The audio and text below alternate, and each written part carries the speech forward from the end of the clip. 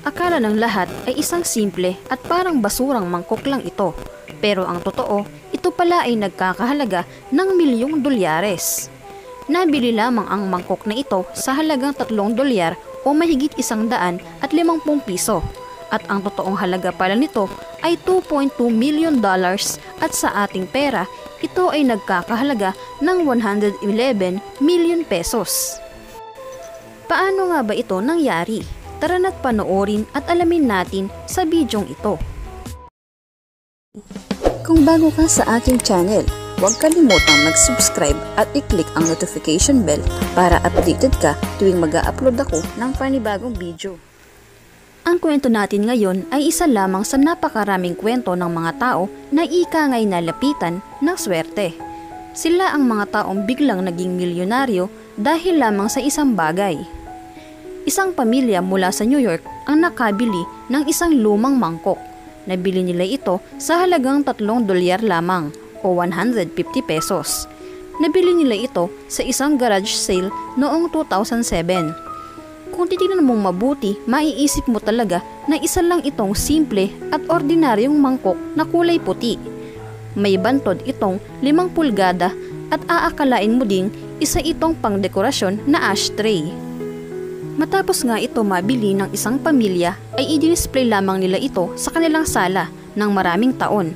At ng mga panahongang iyon ay wala silang kamalay-malay sa totoong halaga ng lumang mangkok. Hanggang sa dumating nga ang isang araw na nabaling ang kanilang atensyon sa mangkok. Gusto nilang malaman kung saan ba ito nagmula at may halaga ba ang bagay na ito. Kaya isang araw, kumonsulta sila sa isang eksperto. Dinala at pinasuri nila ang bagay na ito sa Sotheby's. Ito ay isang auction company at ang estimang halaga na ibinigay ng mga taga Sotheby's sa mangkok ay nasa 2,000 hanggang 300,000 dolyar. Hindi naman makapaniwala ang iba dahil nung may ginawang auction ang Sotheby's noong March 2013 ay tinaasan ng London art dealer na si Giuseppe Eskenazi ang presyo sa halagang $2.2 million o mahigit 111 million pesos at siya ang nakabili sa luma at puting mangkok at natalo pa niya ang 4 pang mga bidders. Bakit nga ba handang magbigay ng ganoong kalaking halaga si Giuseppe para sa isang luma at simpleng mangkok? Ano nga ba ang meron sa mangkok na ito at saan ito nagmula? Kaya pala gustong-gusto ni Giuseppe ang mangkok na ito dahil ito ay nasa 1,000 taon na at isa itong Chinese treasure. Ang mangkok na ito ay mas kilala sa tawag na Ding Bowl at nagmula pa sa Northern Song Dynasty noong 10 to 11th century.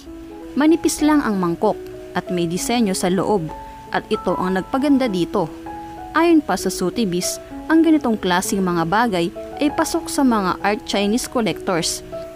Kaya hindi na nagdalawang isip pa si Giuseppe na bilhin ang mangkok na ito sa ganoong kalaking halaga. At sa buong mundo, may 2 klase lang ng mangkok na ganito.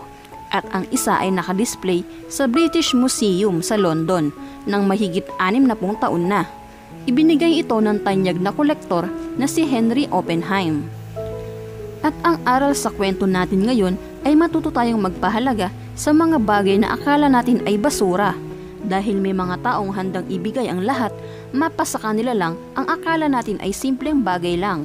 At hindi natin alam na ang lumang bagay pala na ito ang maaaring magpabago sa ating simpleng pamumuhay. At dito na nagtatapos ang kwentong ito. Marami pong salamat sa panonood. Please like, share, and subscribe for more videos.